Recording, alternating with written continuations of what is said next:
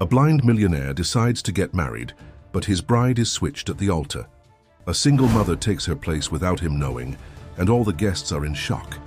What happens at the end of the wedding is truly surprising. The Hampton shores gleamed under the summer sun of 2024, a playground for America's elite, where every grain of sand seemed to shimmer with possibility. Alexander Sterling stood at the helm of his yacht, the Emperor, a fitting name for a man who had conquered the tech industry before turning 30. His steel blue eyes surveyed the coastline with the same calculating precision that had built his empire. Everything in his world was measured, controlled, and precisely executed until that fateful afternoon. The sea was particularly calm that day, almost too peaceful, as if nature itself was holding its breath for what was about to unfold. Alexander had just closed another successful merger, adding another jewel to his crown of achievements. The deal would reshape the tech landscape once again, and celebrations were in order. The yacht party he'd thrown attracted the usual crowd: ambitious entrepreneurs, eager investors, and the social elite who always seemed to orbit around power. Through the crowd of designer dresses and tailored suits, something caught his attention: a disturbance in the water about 50 yards from the yacht. At first, it appeared to be nothing more than the play of light on waves, but years of trusting his instincts had taught Alexander to look closer. That's when he saw it, a hand breaking through the surface, followed by a flash of red silk against the blue waters. If this story caught your interest, watch until the end and subscribe to the channel to receive all our exciting stories.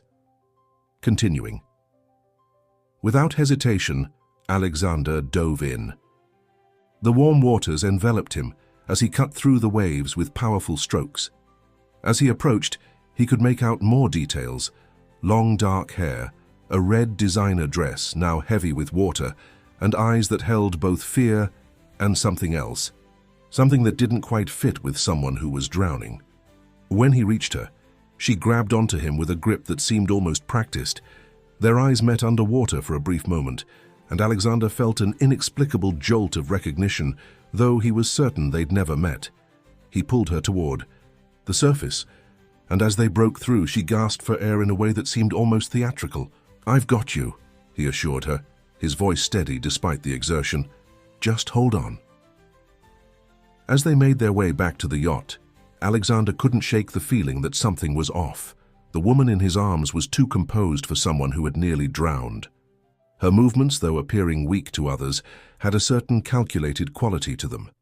The crew threw down a ladder, and as they climbed aboard, the party guests gathered around, their phones already capturing what would undoubtedly become tomorrow's social media sensation.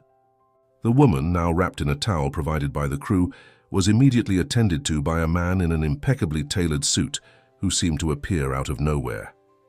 "Victoria, thank God you're safe."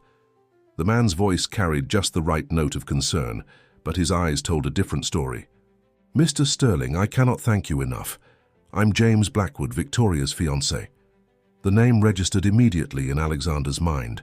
James Blackwood was the CEO of Blackwood Industries, one of the largest telecommunications companies on the East Coast. His engagement to Victoria Rhodes, daughter of Senator Rhodes, had been announced just last week. Victoria looked up at Alexander, water still dripping from her long, dark lashes. "You saved my life," she said softly, her voice carrying a hint of something that seemed more like amusement than gratitude. "How can I ever repay you?" Before Alexander could respond, James was already ushering her away, his hand firmly gripping her elbow. "We should get you checked out by a doctor, darling. Mr. Sterling, we must have you over for dinner soon. Your heroics deserve proper recognition." As they disappeared below deck, Alexander stood watching the space where Victoria had been, water pooling at his feet. Something about the entire incident felt choreographed, like a play where he had unknowingly been cast in a leading role. The other guests were already returning to their champagne and conversations, but Alexander's mind was racing. Later that evening, as the party wound down and the yacht returned to port, Alexander found himself in his private cabin, looking at a news article about Victoria and James's engagement on his tablet. The photo showed them at a charity gala, both smiling perfectly for the cameras.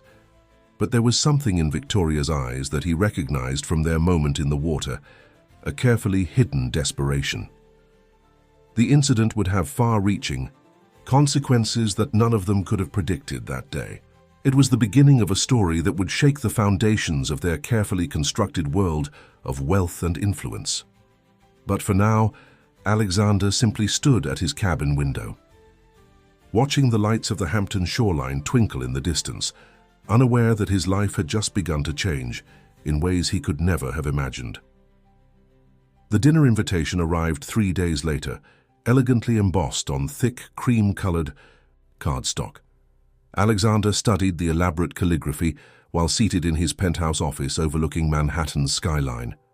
The Blackwood estate in Greenwich, Connecticut, would be hosting a small gathering to honor his heroic actions. Something about the formality of it all made him uneasy. His assistant, Sarah Chen, placed a folder on his desk. "I did some research on Victoria Rhodes as requested," she said, her efficiency as always impeccable. "It's interesting what's not in the public record." Alexander raised an eyebrow. "Meaning?" "She practically disappeared for 2 years after graduating from Yale. No social media, no public appearances, nothing. Then suddenly, 6 months ago, she resurfaces at a Blackwood Industries charity gala, and 2 months later, the engagement is announced." The information stirred something in Alexander's mind. He remembered the way Victoria had gripped his arm in the water, not with panic, but with purpose. What about her family connections? Her father, Senator Rhodes, chairs the Technology and Communications Committee, the same committee that's currently reviewing regulations that could significantly impact both your companies and Blackwood Industries. Alexander leaned back in his chair, pieces starting to align in his mind. And the timing of their engagement? Announced 1 week before the committee's first hearing on the new telecommunications bill.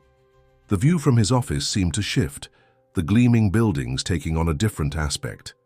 In his world, there were no coincidences, only carefully orchestrated moves in an endless game of corporate chess. The incident on the yacht was beginning to look less like an accident and more like a gambit. His phone buzzed with a text from an unknown number. The surface of the water can be deceiving. Coffee, V. Alexander stared at the message for a long moment. Victoria was either incredibly bold or desperately reckless. Either way, his curiosity was piqued. They met at a small French cafe in the West Village, far from their usual social circles. Victoria was already there when he arrived, wearing a simple blue dress that seemed deliberately chosen to make her look less conspicuous. Her dark hair was pulled back, revealing a delicate silver scar near her temple that he hadn't noticed before. "I assume you've done your homework on me by now," she said as he sat down. "No preamble necessary. Just as I've done mine on you, including the convenient timing of your near-drowning incident." A slight smile played at the corners of her mouth. "You're direct. I like that." She took a sip of her coffee. "Let me be direct as well. The dinner.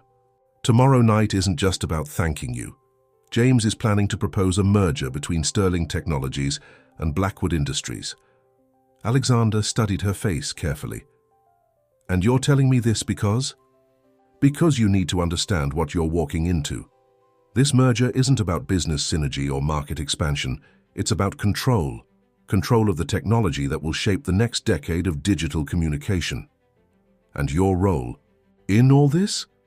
Victoria's fingers traced the rim of her coffee cup, her engagement ring catching the light. "Let's just say I have my own reasons for being involved. The question is, what are you going to do with this information?" Before he could respond, she tensed slightly. Through the cafe window, Alexander caught a glimpse of a black SUV pulling up to the curb. Victoria stood up smoothly, as if this had been precisely timed. "I should go. But before I do..." She reached into her purse and pulled out a small thumb drive. "Consider this a preview of tomorrow night's proposal. Some of the numbers might surprise you." As she walked away, Alexander noticed something else. A slight limp, barely perceptible, but definitely there.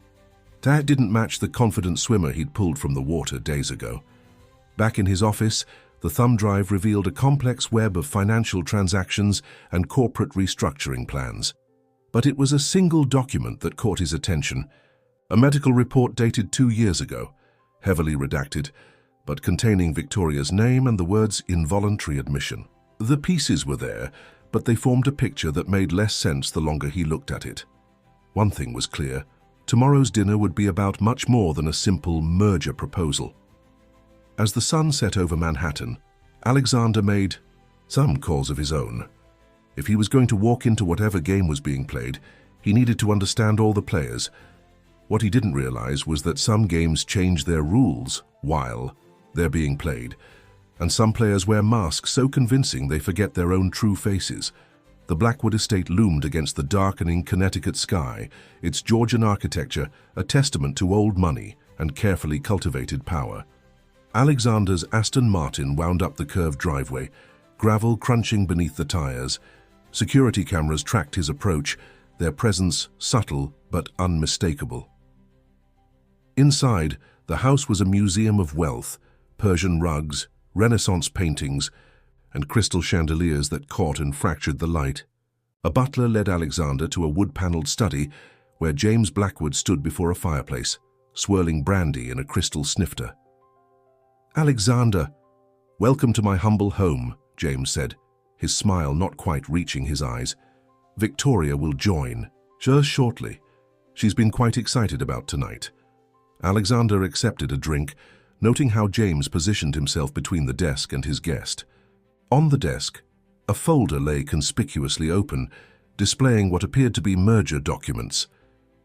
"I must admit," Alexander said, "I'm curious about the timing of all this. The regulatory committee's decision, the engagement, the yacht incident. It's quite a sequence of events." James's smile tightened almost imperceptibly. Life has a way of aligning opportunities, doesn't it? Speaking of opportunities, he reached for the folder on his desk, but was interrupted by Victoria's entrance. She wore an emerald green dress that seemed to catch and hold the light, but what struck Alexander most was her expression, a carefully constructed mask of serenity that didn't quite hide the tension in her shoulders. Behind her came Senator Rhodes, his presence unexpected, but clearly deliberate. "Mr. Sterling," the senator said, extending his hand, "I've been looking forward to meeting the man who saved my daughter, though I must say Victoria has always been an excellent swimmer." The comment hung in the air like smoke, heavy with implication. Victoria's eyes met Alexander's for a brief moment, a warning flickering in their depths. Dinner was served in a formal dining room that could have hosted state dinners. The conversation flowed like the expensive wine, carefully choreographed but underpinned by currents of tension. Alexander noticed how Victoria's hands shook slightly when reaching for her water glass, how James's attention seemed to track her every movement. "The merger proposal," James finally said, setting down his fork, "is more than just a business arrangement. It's about creating a technological ecosystem that could revolutionize how people communicate, with Sterling Technologies' encryption protocols and our infrastructure.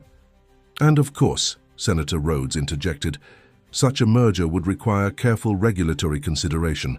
Fortunately, the committee is very interested in promoting American technological innovation." Alexander took a slow sip of wine, buying time to process the implications. "It seems you've thought of everything, though I wonder about the human element in all this. Victoria, what's your perspective on the merger?" She started to speak, but James smoothly interrupted. "Victoria's been instrumental in bringing this opportunity together. In fact, her background in corporate law has been invaluable in structuring the deal." "Corporate law?" Alexander raised an eyebrow. "I thought you studied marine biology at Yale." The room went silent. Victoria's fork clattered against her plate, the sound sharp in the sudden quiet. James's face darkened, while Senator Rhodes studied his wineglass with intense interest. Victoria began, but her words were cut short by a sudden commotion from the kitchen. A server had dropped a tray, the crash of breaking glass providing a momentary distraction. When order was restored, the conversation had shifted to safer topics, but the damage was done. After dinner, Alexander found himself alone with Victoria in the mansion's conservatory. The glass walls reflected their images against the darkness beyond, creating the illusion of infinite repetition. "You did that." "Deliberately," she said quietly, not looking at him. "The comment about marine biology. Just like you deliberately let that thumb drive fall into my hands," he countered. The medical report was an interesting touch. She turned to face him, her composure cracking slightly. "There are things you don't understand, things that can't be explained over a dinner party. Try me." "Not here." Her voice dropped to a whisper. "The merger documents. Read them carefully, especially Section 7, and whatever you do, don't sign anything until—" She stopped abruptly as footsteps approached. James appeared in the doorway, his silhouette blocking the light from the hallway. "Victoria, darling, your father wants to discuss the wedding plans." As she left, Alexander caught a glimpse of something passing between Victoria and James, not a look of love, but something more akin to a silent battle of wills. The evening had raised more questions than answers, and Alexander had a feeling that the real game was only just beginning. Later. That night, as his car navigated the dark Connecticut roads back to Manhattan, Alexander's phone buzzed with a text. "Some cages are made of gold. Check the regulatory filings from 2022. This time the number was blocked.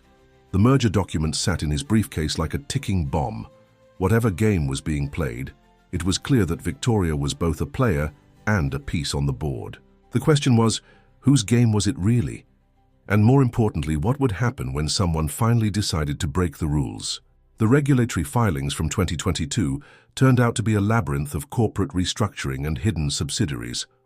Alexander had been studying them for hours in his office, the Manhattan skyline transitioning from dawn to midday behind him.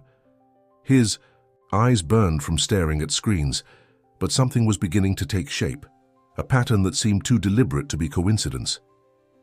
"Ms. Chen," he called out to his assistant, "can you pull up everything we have on Blackwood Industries?" "Medical Technology Division." Sarah appeared in the doorway, tablet in hand. "Already done. It's interesting. They quietly acquired 3 AI diagnostic companies in 2022, right before they shut down their public research into neural interface technology." Alexander frowned, remembering Victoria's medical report. "And the involuntary admission facility mentioned in that report? Lighthouse Wellness Center. Officially a private psychiatric hospital, but—" Sarah hesitated. "The ownership trail leads back to a holding company controlled by Senator Rhodes." The pieces were starting to align, but the picture they formed was disturbing. Alexander reached for his phone to text Victoria, only to find breaking news flooding his screen. Tech titan Alexander Sterling's empire under investigation. SEC launches probe into Sterling Technologies. His phone immediately began buzzing with calls from board members, investors, and reporters. The stock was already plummeting in pre-market trading. This was no coincidence, not after last night's dinner. "Sarah, get me everything on that. SEC probe, and find out who's leading the investigation." She was already typing. "The lead investigator is Martin Hayes, former partner at Hayes and Blackwood Legal," Alexander finished, his jaw tightening. "James's old law firm." The next few hours were a blur of emergency board meetings and crisis management. By afternoon, Sterling Technologies had lost 30% of its market value. Alexander stood at his office window, watching his reflection overlap with the city beyond when his private elevator chimed. Victoria stepped out, looking pale but determined. "I tried to warn you." "About the SEC investigation?" "About all of it. James doesn't just want a merger, he wants control. The investigation, the regulatory pressure, the media leaks, it's all part of his plan." Alexander turned to face her. "And what's your part in this plan? Why are you really here?" Before she could answer, the office lights flickered. Security alarms began blaring throughout the building. Sarah burst in, panic clear on her face. "Sir, we're under attack. A massive cyber breach. They're targeting everything. Servers, backup systems, personal devices." Alexander rushed to his computer, fingers flying over the keyboard as he tried to contain the damage. Lines of code scrolled across his screen. a digital assault that seemed to anticipate every countermeasure. Out of the corner of his eye, he saw Victoria pull out her phone, her fingers moving in an oddly familiar pattern. Suddenly the attack stopped. The screens went dark, then rebooted one by one. When the systems came back online, something was different. Alexander stared at his monitor, understanding dawning on his face. "The encryption protocols," he said slowly. "They're not just for communication, are they? They're for neural interface technology. That's what James really wants." Victoria's hand went unconsciously to the scar near her temple. 2 years ago, Blackwood Industries wasn't just researching neural interfaces. They were testing them on human subjects. Some of us didn't have a choice. The implications hit Alexander like a physical blow. The mysterious 2-year gap in Victoria's history, the involuntary admission, her supposed background in marine biology, it was all connected to whatever had happened in that research facility. "The merger isn't about telecommunications," she continued, her voice shaking slightly. "It's about combining your encryption technology with their neural interface research. James wants to create a system that can not only connect to the human brain but control what it receives and transmits." A notification popped up on Alexander's screen, an urgent message from his lead developer about anomalies in their latest encryption build. As he reached to open it, the glass wall of his office exploded inward. The next few moments were chaos. Alexander felt something strike him from behind, and the world tilted sideways. As his vision blurred, he saw Victoria moving with unexpected speed and precision, her earlier vulnerability replaced by fluid grace. The last thing he heard before consciousness faded was her voice, sharp with command, speaking into what looked like a military-grade communications device. When he opened his eyes again, he was no longer in his office. The room was white, sterile, with medical equipment humming softly in the background. And most disturbingly, he couldn't see anything at all. The world had gone completely dark. Darkness had become Alexander's constant companion. The doctors called it cortical blindness, a result of trauma to his visual cortex. They spoke in careful, measured tones about recovery possibilities, but Alexander could hear the uncertainty beneath their optimism. 2 weeks had passed since the incident in his office, and the world remained shrouded in shadow. The private medical facility where he recovered was quiet, save for the soft footsteps of nurses and the gentle hum of equipment. But there was one sound he had come to know intimately, the distinctive cadence of his primary caregiver's movements. She never spoke above a whisper, but something about her presence felt familiar, like a half-remembered dream. "Your vitals are improving," she said that morning, her voice carrying a warmth that seemed to pierce the darkness. "Would you like to try walking in the garden today?" Alexander had begun to rely on his other senses. The texture of surfaces beneath his fingers, the subtle changes in air temperature, the varying echoes of footsteps in different spaces. But most of all, he found himself attuned to this mysterious caregiver's presence. There was something about her touch, the way she guided him, that spoke of more than mere professional duty. "Tell me your name," he requested, not for the first time. A pause, longer than usual. "Eleanor, sir," she replied, but something in her voice suggested this wasn't the whole truth. The garden was a sanctuary of scents and sounds, rustling leaves, bubbling fountains, the warmth of sunlight on his face. As Eleanor guided him along the paths, Alexander's mind worked to piece together the fragments of memory from before his injury. The cyber attack, Victoria's revelations about neural interfaces, the explosion, all seemed connected to a larger puzzle he couldn't quite grasp. "Doctors say you're making remarkable progress," Elena commented as they sat on a bench, "though your company's board seems quite concerned about your condition." Alexander turned his head slightly, tracking her voice. "How do you know about the board?" Another pause. "We receive updates about your corporate affairs as part of your care protocol." But Alexander had caught something else, a subtle shift in her breathing, a tension in her hand where it rested near his on the bench. She knew more than she was saying. Later that day in his room, Alexander received a visit from Sarah Chen. His assistant's voice was tight with concern as she updated him on Sterling Technologies' situation. "The SEC investigation has been suspended," she reported. But Blackwood Industries is making moves. They're positioning for a hostile takeover, using the chaos from the cyber attack to their advantage. The board is wavering, Alex. They're scared. And Victoria Rhodes. No one has seen her since the day of the explosion. She's completely disappeared again. Alexander absorbed this information, his fingers absently tracing the pattern on his blanket. Sarah, I need you to do something for me. Find everything you can about the nursing staff here, particularly a woman named Elena. After Sarah left, Alexander sat in the darkness, listening intently to the sounds of the medical facility. Footsteps approached his room, Eleanor's distinctive rhythm. But this time he also caught the faint scent of a familiar perfume, one that triggered a memory of salt water and sunshine. The garden was beautiful today, he said as she checked his vital signs. The roses must be in bloom. I could smell them near the fountain. Her movements faltered slightly. There are no roses in the garden, Mr. Sterling. No, he agreed quietly, just like there is no Elena. The silence that followed was heavy with unspoken truths. Her hand trembled slightly as she adjusted his IV line. You've known for a while?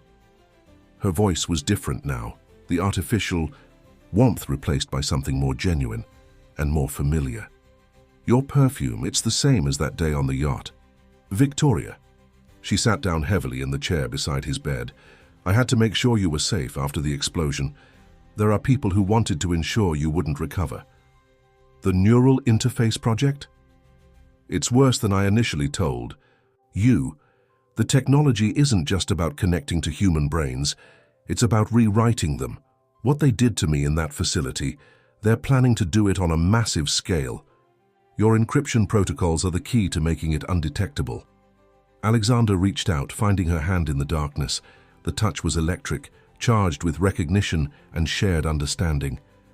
Why didn't you tell me from the beginning? Because I needed to know if I could trust you completely. And because they're watching, always watching. The only advantage we have is that they think you're helpless now. A nurse's cart squeaked past in the hallway, and Victoria quickly resumed her professional demeanor. But before she could pull away, Alexander grabbed her wrist, his fingers finding the slight ridge of a scar he hadn't known to look for before. What did they do to you in that facility? Her whispered response sent a chill down his spine. They tried to make me forget who I was, but they didn't realize that some memories can't be erased. They just go deeper, become part of who you are, like the memory of drowning and of being saved. Recovery took on new meaning now that Alexander knew Victoria was his caregiver. Their time together became a delicate dance of revealed truths and shared secrets, always mindful of the watching eyes around them. In the darkness that had become his world, her presence was an anchor, a point of light he could sense even without seeing. Your coordination is improving remarkably, Victoria said one morning, maintaining her professional tone as she guided him through physical therapy exercises. But her touch lingered a moment longer than necessary, conveying what she couldn't say aloud. Tell me about the facility, Alexander whispered during one of their garden walks, his words masked by the sound of the fountain. What exactly are we up against? Victoria's grip on his arm tightened slightly. Lighthouse Wellness Center was just the beginning. They've built something much larger in Nevada, a whole complex dedicated to neural interface development. They call it Project Prometheus. Bringing light to humanity. Alexander's tone was bitter, rather mythologically appropriate. The technology itself isn't evil, Victoria explained, guiding him to their usual bench.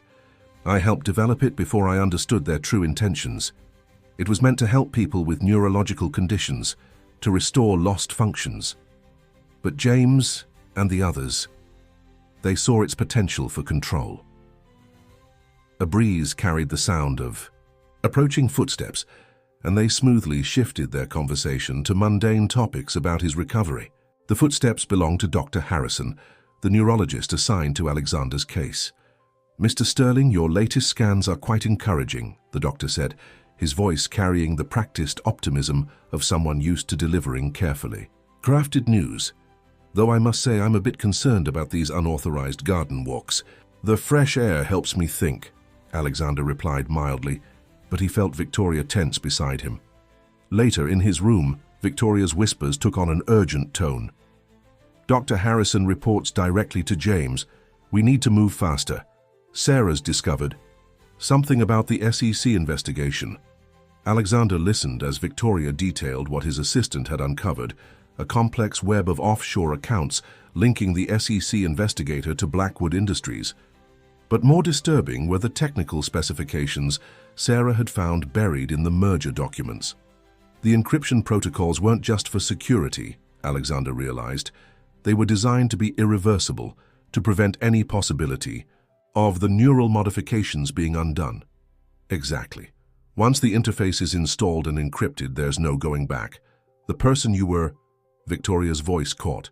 They cease to exist.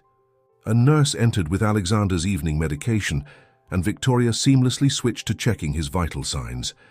But as she pressed the stethoscope to his chest, she slipped a small object into his hand, a thumb drive. That night, after the facility had quieted, Alexander used the laptop Sarah had smuggled in, his fingers moving carefully over the keyboard as Victoria had taught him.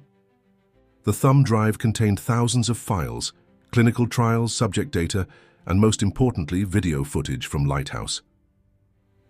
"Watch this one," Victoria whispered, guiding his hands to the correct keys. Though he couldn't see the screen, the audio told a horrifying story.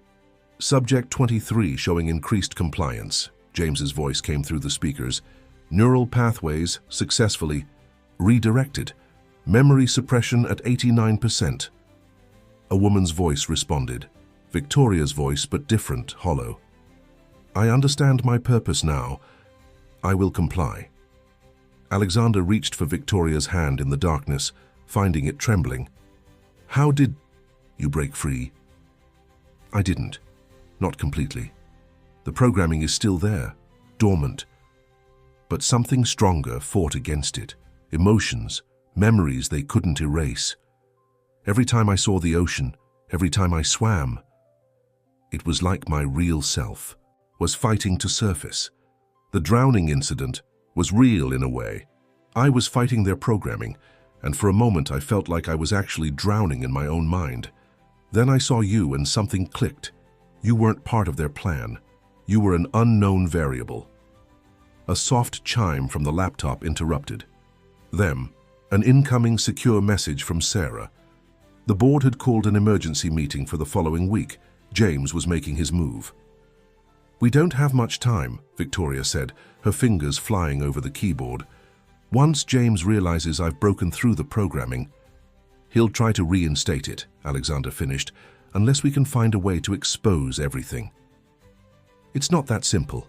My father, he's not just involved with Project Prometheus. He's one of their first successful subjects. The man who raised me is gone, replaced by someone who follows James's every command." The implications were staggering. If a US senator had already been compromised, how far did this really go? A sound in the hallway made them freeze. Footsteps approached, not the regular night nurses' rounds. Victoria quickly closed the laptop and moved to the medical equipment, pretending to adjust settings. The door opened and Dr. Harrison's voice cut through the darkness. "Ah, Helena, I thought I might find you here. We need to discuss some changes to Mr. Sterling's treatment plan." The tension in the room was palpable. In the darkness, Alexander felt Victoria's hand brush against his one last time, a touch filled with warning and promise. Whatever came next, they would face it together. But first, they had to survive the night. The conversation with Dr. Harrison proved to be the catalyst they had been dreading. His new treatment plan included transferring Alexander to a specialized facility in Nevada, the very complex where Project Prometheus was headquartered. They had less than 24 hours to act. "The board meeting is in 3 days, Alexander said, as Victoria helped him dress the following morning. They spoke in whispers, their words masked by the sound of running water in the bathroom. "If they get me to Nevada before then..." "They'll make sure you never leave," Victoria finished. "The neural interface they have planned for you isn't just about control. It's about completely rewriting who you are. They want to turn you into their perfect corporate puppet, just like my father. Sarah had arranged everything with precision. A private ambulance would arrive at 3 a.m. during the shift change. Security would be minimal, and the cameras would experience a convenient malfunction. But as they waited for night to fall, Victoria grew increasingly agitated. "Something's wrong," she whispered during their evening therapy session. "Dr. Harrison has been making calls all afternoon, and I saw 2 new security guards in the East Wing." Alexander reached for her hand, finding it cold with tension. "They suspect you." "No, it's something else. James, he always had a contingency plan, always." The hours crept by with excruciating slowness. At midnight, Victoria administered Alexander's usual medications, or appeared to, actually replacing them with harmless saline. They needed him alert for what was coming. At 2:45 a.m., Victoria slipped into his room one last time.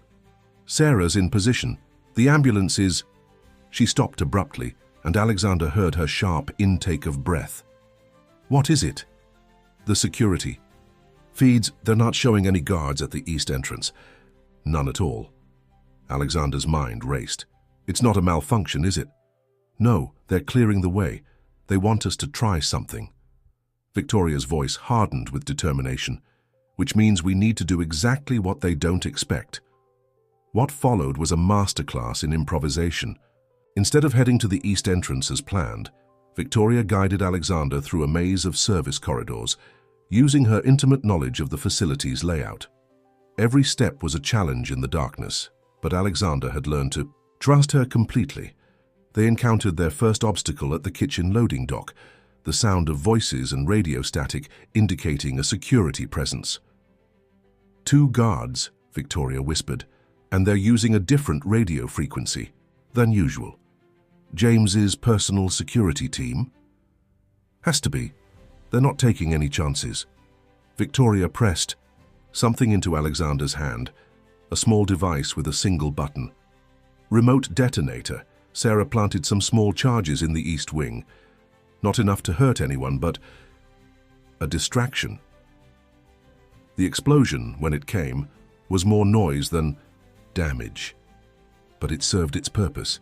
The guards rushed toward the commotion, leaving their path momentarily clear. They made it to the parking garage, where Sarah was waiting with a car. But as Victoria helped Alexander into the back seat, a familiar voice cut through the darkness.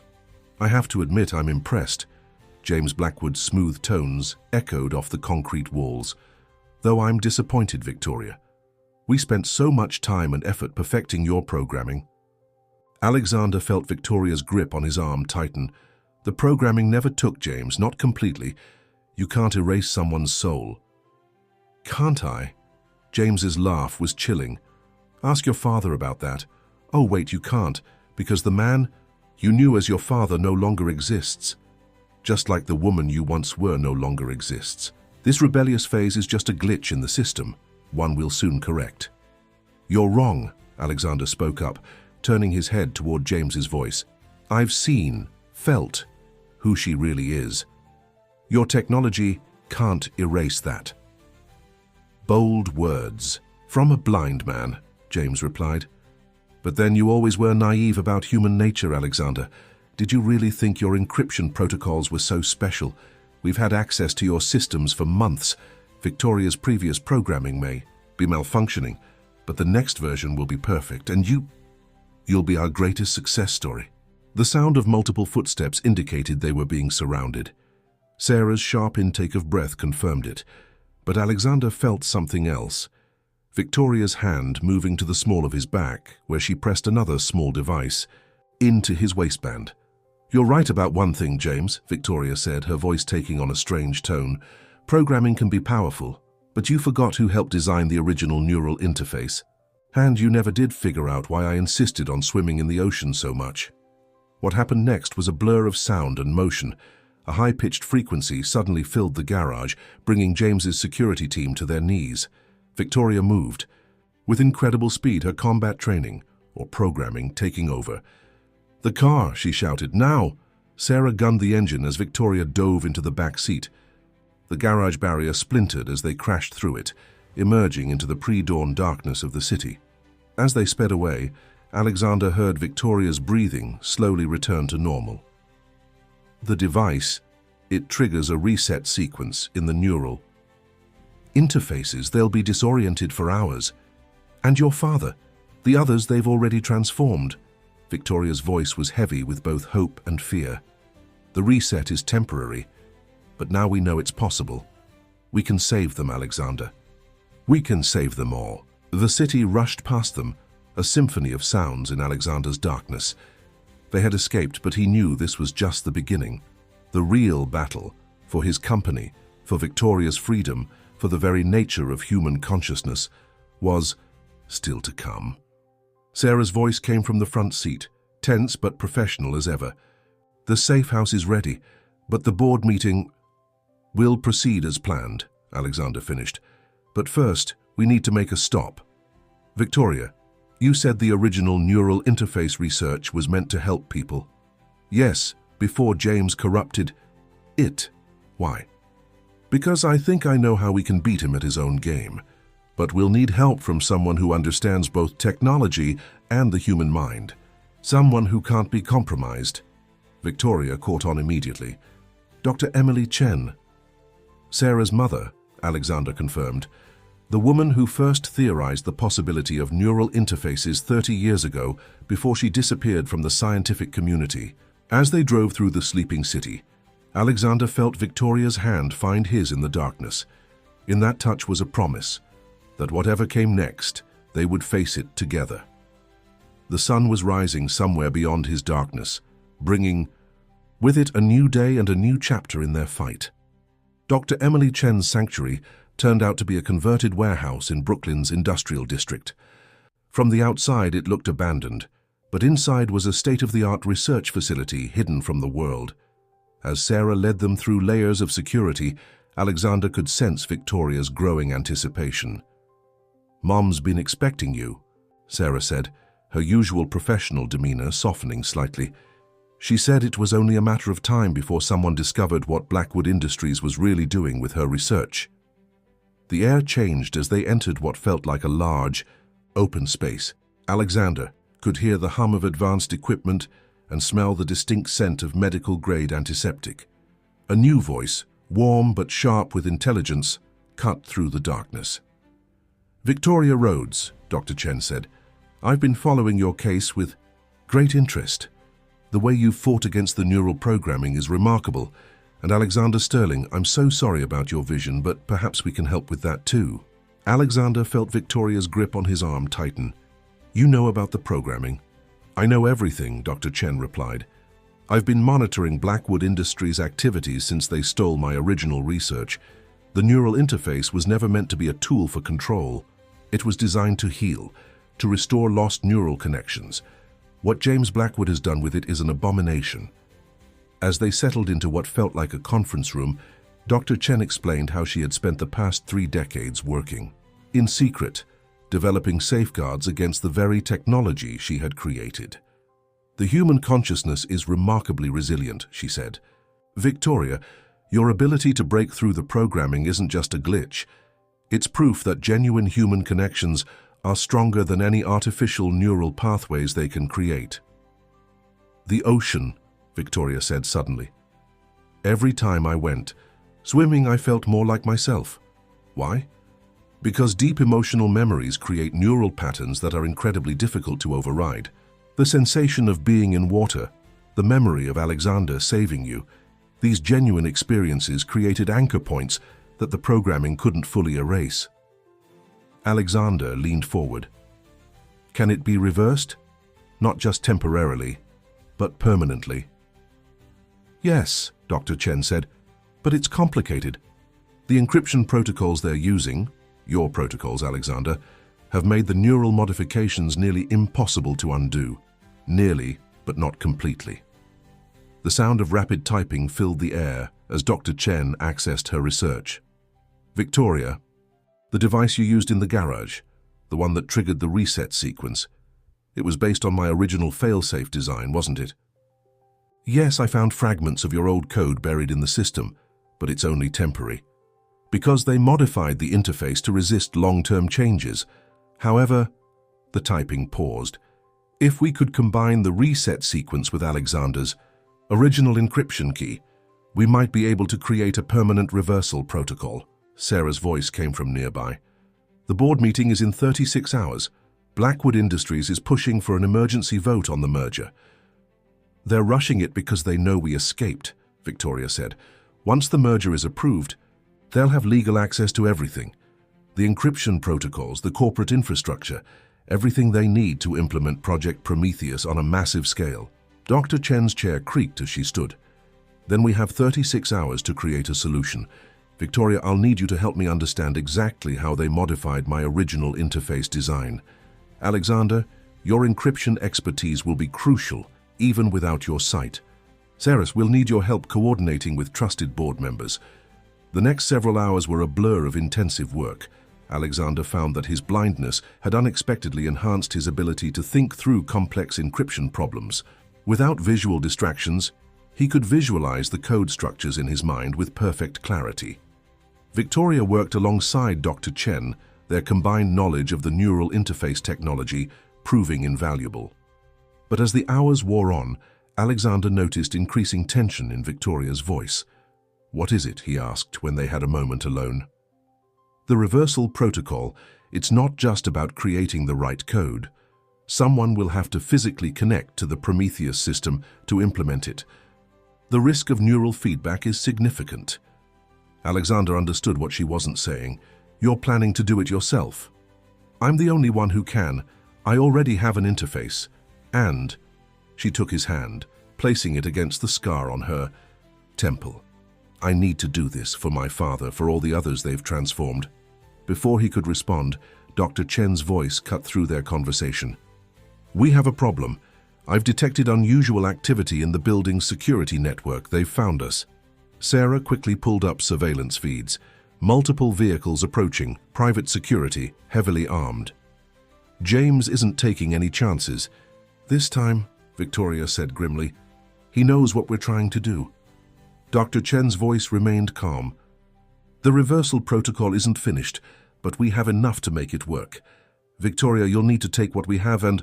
She was interrupted by the sound of breaking glass somewhere in the building. Alarms began blaring throughout the facility. "The secondary lab," Dr. Chen ordered. "Now!" As they rushed through the building, Alexander held tight to Victoria's hand. In the chaos, she pressed something into his palm, a small data device. "The prototype protocol," she whispered. "Promise me you'll finish it." "Together," he insisted. "We finish it together." The sound of footsteps and voices grew closer. They had almost reached the secondary lab when Victoria stopped abruptly. "They're hurting us," she said. "This is exactly what they want." Dr. Chen's voice came from ahead. "The ventilation shaft, it's our only chance." But before they could move, a familiar voice echoed through the darkness. "Did you really think I wouldn't have a backup plan?" James Blackwood's smooth tones carried an edge of triumph. "Victoria, your father would like to speak with you." And then another voice, one that made Victoria's hand tremble in Alexander's grip. Senator Rhodes, but not as they had known him. "Come home, Victoria," he said, his voice eerily devoid of emotion.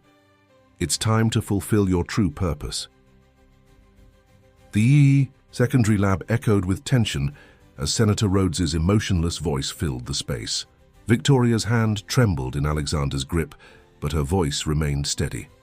"That's not my father speaking," she said, loud enough for everyone to hear. "That's your programming, James, just like everything else you've tried to control." "Control?" James's laugh was sharp. "I prefer to think of it as evolution. Humanity is chaos, Victoria. We're giving it order, structure, purpose. Just look at your father. He's never been more efficient, more focused." "More empty," Victoria countered. "You've turned him into nothing but lines of code." Alexander felt Dr. Chen move closer, her presence radiating determination. "The neural interface was meant to heal, James, not to hollow out human souls." "Dr. Chen," James's tone shifted to one of false respect. "The prodigal genius returns. Your original work was brilliant but limited. You never saw its true potential. I saw exactly what it could become in the wrong hands, Dr. Chen replied. Why do you think I disappeared? The sound of footsteps indicated they were being surrounded. Alexander could sense Victoria's attention shifting, calculating odds and exits. The prototype reversal protocol felt heavy in his pocket. Enough talking, Senator Rhodes's programmed voice cut in. Victoria, you have one chance to comply voluntarily. After that, what? Victoria's voice carried a new edge. You'll force me to become like you? An empty shell following James's commands? Alexander felt her fingers tap a pattern against his palm. A message. 3 minutes. Sarah and Dr. Chen must have activated some kind of countdown. You're malfunctioning, Victoria, James said smoothly. The emotional attachments you've formed, to Alexander, to your old memories, they're corrupting your purpose. We can fix that, make you perfect again. I was never perfect, Victoria said, and Alexander could hear tears in her voice. That's what you never understood. The flaws, the fears, the ability to feel. That's what makes us human. A sudden burst of static filled the air. The same high-frequency pulse Victoria had used in the garage, but stronger. Alexander heard several bodies hit the floor, including Senator Rhodes. Now, Dr. Chen shouted. What followed was chaos. Victoria pushed Alexander toward Sarah while she engaged with James's security team. The sounds of combat filled the lab. Victoria's enhanced reflexes giving her an advantage even against multiple opponents. The protocol, Dr. Chen called out. Get it to the main server. Alexander felt Sarah pulling him through the chaos, trusting her to guide him. Behind them, he could hear Victoria holding off their pursuers. The elevator shaft, Sarah explained as they ran. It leads directly to the secure server room. They had almost reached it when a gunshot rang out. Sarah gasped, and Alexander felt her stumble. I'm okay, she said quickly. Just grazed, but they're coming. New footsteps approached, heavier, militant. James had clearly brought serious backup. Sarah Chen, James's voice was closer now, following in your mother's footsteps, trying to stop progress. And Alexander, did you really think I'd let you threaten everything we've built? You mean everything you've stolen, Alexander replied, buying time as he heard Victoria's combat sounds growing nearer. My company, Dr. Chen's research, Victoria's free will. I've taken nothing that wasn't meant to be controlled, James snapped, his composure finally cracking. The neural interface brings order to chaos. Once the merger is complete, we can begin implementing it on a global scale. Imagine it, a world where everyone knows their place, their purpose. A world of puppets, Dr. Chen's voice rang out. With you, as the puppeteer. The high-frequency pulse activated again, but this time James laughed. Did you think we wouldn't adapt? My neural interface has been upgraded, and soon all of you will be upgraded as well. A crash of breaking glass was followed by Victoria's voice, strained but determined. Not if I can help it. The sounds of fighting resumed, but this time Alexander could tell something was different. Victoria's movements were becoming erratic. Your old programming is reasserting itself, James said with satisfaction. You can feel it, can't you? The clarity returning. No, Victoria gasped. I won't. I can't. Alexander felt Sarah press something into his hands, a small device. The server port, she whispered. 3 steps forward. Reach up. The protocol has to be uploaded manually. He took the steps carefully, finding the port exactly where Sarah had indicated. Behind him, the sounds of Victoria's struggle continued. Dad, she called out, her voice breaking. Dad, remember the beach house in Maine? The summers we spent there before Mom passed? Remember teaching me to swim? Senator Rhodes's voice responded, still flat but with the faintest tremor. Those memories are irrelevant. They're everything. Victoria insisted. They're who we are. Alexander's fingers worked quickly, connecting the device. The server hummed to life. Stop him, James commanded. Footsteps rushed toward Alexander, but then Victoria's voice rang out, clear and strong. Remember, Dad, remember who you are. A moment of perfect silence fell. Then Senator Rhodes spoke again, and this time his voice carried a hint of his old warmth. "Victoria?" The prototype protocol finished uploading just as chaos erupted anew.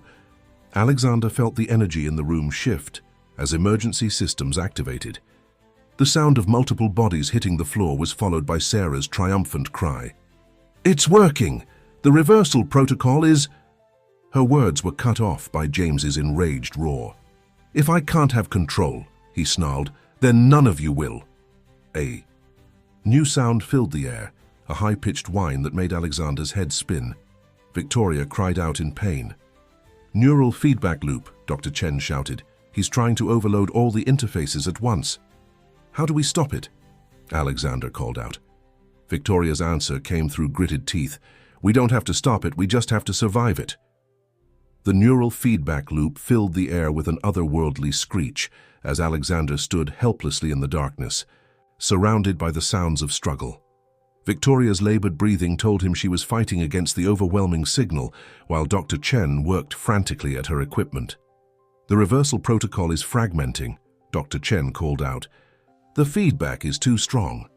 "It's not just feedback," Victoria gasped. "James, he's trying to implement a mass override. If he succeeds, everyone with a neural interface will be permanently locked into his control." James's laughter carried over the chaos. "You see, I planned for everything. Even failure becomes victory. When this is over, you'll all be perfectly compliant. No more resistance, no more chaos." But something in Victoria's voice had changed. "No, James. You planned for everything except one thing, love." Through the piercing sound of the feedback loop, Alexander heard Victoria moving. Her footsteps were unsteady, but determined. "Victoria, what are you doing?" Sarah called out in alarm.